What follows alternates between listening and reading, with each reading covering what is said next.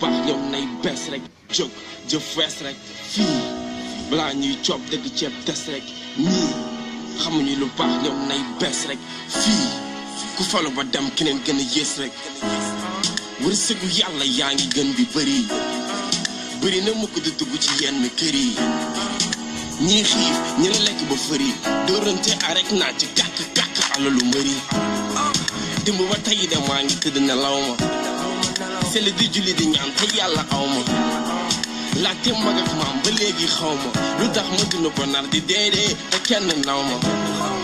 ñaata nit te dee ci hôpital yi docteur yi bu ñu amul xaalis duñu laal malade yi dëkk bi mel ni dëkk bi illuminati yi ngir yàlla ak yoneen waay bàyyi nañu xool xalaat yi góor jigéen ñi léegi ñu am fi doole lesbiennes yi dootuñu leen fi boole nguuru sàcc ak fen nekk coole bata yu koste gaal yi dem bopp sa kenn du coole ndax foo la ñu telewoon sama maam ba muy dund daf ñu telewoon fii foo la ñu telewoon néew di doole yaa ngi ci mbedd wi rek di yàlla ñu ngi ñaan dimbal xeebuñu dara ñun lu ñu am jël ñu ngi laaj li fu mu jëm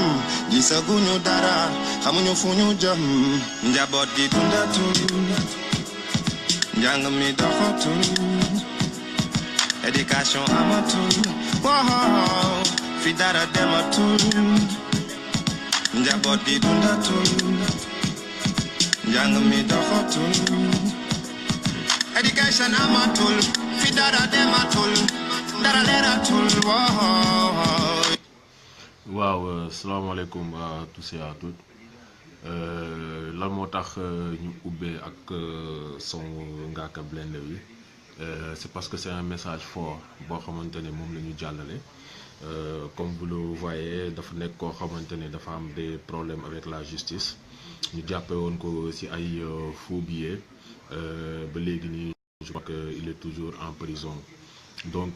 déggu leen lu bëri de ay mbokk rappeur am ñëw taxaw di ko taxawu di ko voilà di ko soutenir par rapport ak loolu comme ni ñenn ñi doon soutenir Thione Seck bi ñu ko jàppee avec ses 20 milliards de francs CFA xam nga en billet de dollar wala en billet d'euro yoo xam daf ko bëggoon dugal ñu suñu biir économie et que voilà man je pense que la thèse de Ngaaka Blindé aussi c'était aussi plus compréhensible que pour Thione Seck parce que Ngaaka nee na da doon dem Saly pour tourner benn clip vidéo et qu'il avait besoin de faux billets peut-être pour cette clip vidéo donc yooyu yëpp ay erreur la yoo xamante ne voilà xam naa ne beneen Sénégal du ko def à travers cela léegi ñun li ñu bëgg a xam mooy que Sénégal dafa am toujours deux justices n'est-ce pas voilà pour ñi nga xamante ne dañoo gën a far ci nguur gi ak ñi nga xamante ne voilà far ñu ci nguur gi comme vous venez de l'écouter léegi nii son bi ñu tegoon sànq c'est un son de Ngaaka Blindé là vous entendez clairement qu'il tire xam nga sur les homosexuels il tire sur les lesbiennes il tire sur l'état yi nga xamante ne seen bopp rek lañ xalaat donc benn instant c'est quelqu'un qu'on peut dire qui n'est pas allié de ce gouvernement malgré erreur yi nga xamante ne def na ko mais tey aujourd'hui bu fekkente ne yenn mbokk rappeurs yi jóguñu taxaw c'est parce que ñooñu état bi dafa leen jënd quoi en fait voilà Macky Sall a acheté le rap à 300 millions te nee na chaque année dina leen yokkal dara donc 300 millions yooyu ñu injecté dans les fonds de culture urbaine nga xamante ne ñenn ñi nekk à la tête c'est-à-dire ay ñoom Africulture urbaine ñoom Matador ay ñoom Fou Malade ay ñoom Simon ay ñoom Pendra bi nga xamante ne Karim yàgg na ko wax fayal rap Pendra na fay rap Galsen sinon dina fay rap Galsen ces gens yi nga xamante ne on les connaît tu vois ñoom ñoo dem séddoo ces fonds voilà et puis c'est quelque chose boo xamante ne c'est dangereux nan nga mën a joxe à un promoteur 2 millions pour mu organiser des spectacles dans une région où il y a d'autres promoteurs yoo xamante ne ils utilisent leurs propres moyens pour organiser des spectacles donc promoteurs yooyu ils organisent les spectacles en même temps ils le font gratuit tandis que les autres utilisent la sueur de leur front pour organiser leur spectacle et après ça part à l'eau quoi donc c'est un système bi nga xamante ne notre président mu ngi koy appliquer déjà il l'applique dans les partis boo xoolee PS léegi jaratul dara Khalifa Sall il est en prison te mbokkam yi nekk PS jàppale wuñu ko donc ay traîtres lañu ay Tanor Dieng ñoom ñëpp ce sont des traîtres ils ont trahi Khalifa Sall te tey ñoom bu ñu toogee foofu nañ ko remercier Khalifa Sall parce qu'il a été à leur côté. Le gars il voulait accéder xam nga au niveau de la magistrature suprême bëgg nekk président il a donné clairement ses ambitions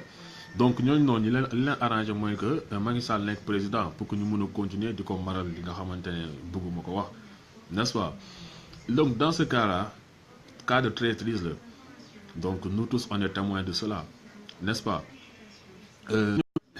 mais c'est pas pour man nekk en liberté hein?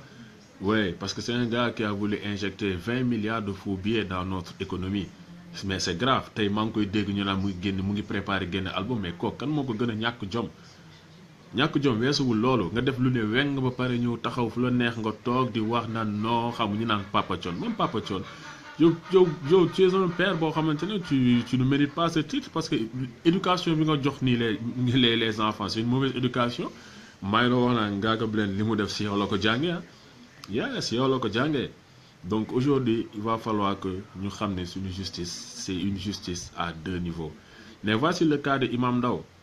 on l'accuse de terrorisme donc maa ngi big up de passage mon ami Karim Xrum Xax Imam Ndao son défenseur premier c'est Karim Xrum Xax depuis des années mu ngi koy défendre di jóge Dakar di dem Kaolack di def ay région di def ay kii teggi tuuma donc tey bu fekkente ne am na importance cette affaire de Imam Ndao nañ ci big up Karim Gueye Xrum Xax il a fait un boulot extraordinaire par rapport à cela parce que ku gëm dëgg la c'est pas pour rien mu tuddee mouvement am nitu dëgg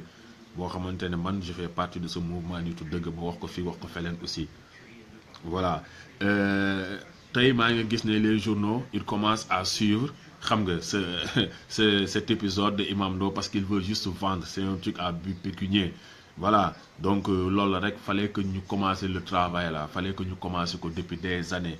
comme ni ko Karim commencé woon donc ñu mën a xam ne aussi c'est pas la première fois que ce gars mène ce combat je suis pas là pour lui xam nga pour lui caresser par le sens des poils mais bu fekkente ne on tire sur les gens yi nga xamante ne ils font du sale boulot au Sénégal il faudrait qu'on magnifie ces gens qui font du bon boulot aujourd'hui tous ces enfants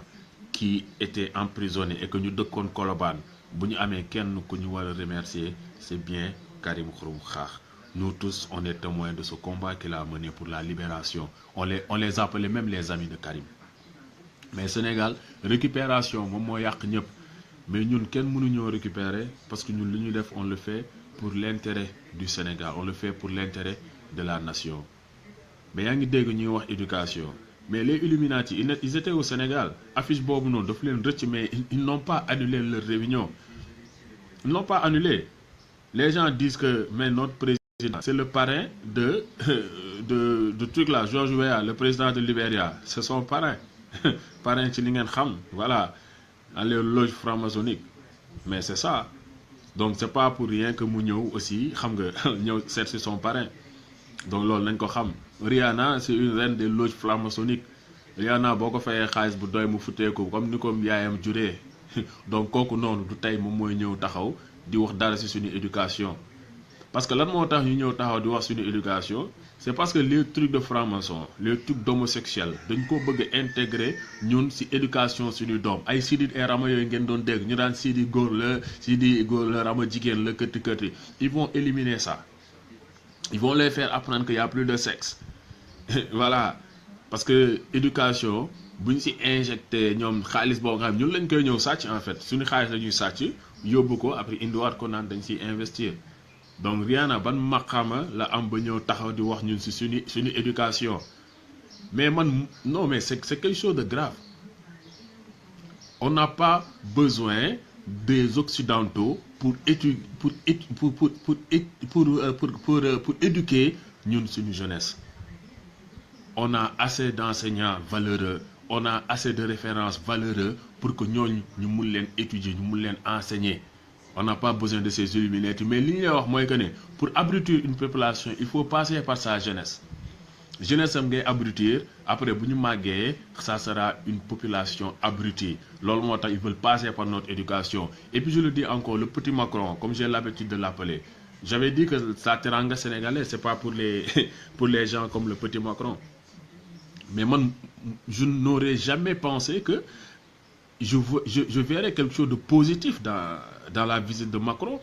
Mais effectivement, j'ai vu quelque chose de positif. Et ça certifie la loi du yin-yang, comme le disent les Chinois. Dans tout ce qui est négatif, il y a un bout de truc qui est positif.